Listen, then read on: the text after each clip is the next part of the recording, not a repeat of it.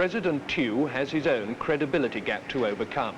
Not how to win, that's fairly simple when you're the only candidate, but how to make people at home and abroad believe that you won an honestly conducted election.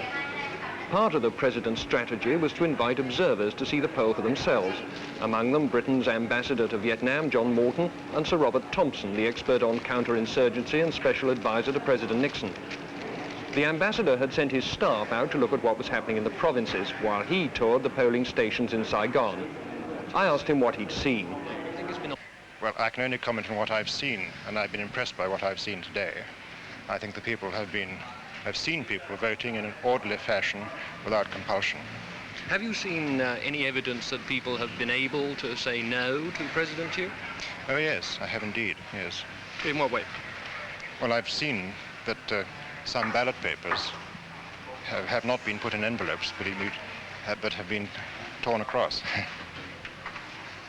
Are you surprised that the election has in fact gone off with so little violence? No, I think it's gone off rather as we expected it would. If you look at the country as a whole, the number of people involved in violence is a very small percentage of the overall picture. You feel the election's been a useful exercise? Most certainly.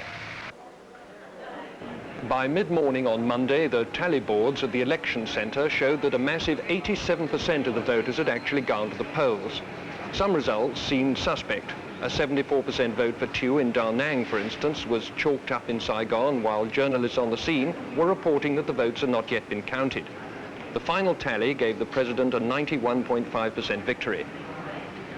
The morning after Election Day, the opening of the new session of the National Assembly's lower house. The Speaker, Win Ba-Wong, reviewed a guard of honour. Opposition deputies have increased their strength in the Assembly, and no matter what the size of his majority, President Tew must expect criticism of the way he's gone ahead with his one-man election.